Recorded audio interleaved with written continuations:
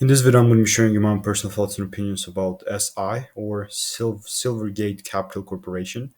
Before we get any further, disclaimer: nothing on this channel constitutes professional and/or financial advice.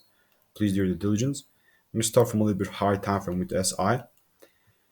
When I say higher time frame, I mean like a 3 month chart. Yeah, that's a great area right here that we can work with.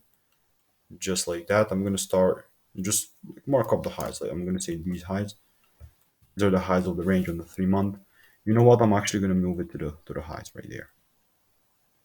These are the actual all-time highs. Now, now I'm gonna go to the here. Okay, weekly is technically bearish. I don't really care because higher time frame is still bullish. So on the weekly perspective, why like if we break this high, we're bullish on the weekly, but the weekly is not a great time frame in this example right now. So I'm bullish. Let's see like that. Higher time frame. This is just me, not financial advice. Have a wonderful day.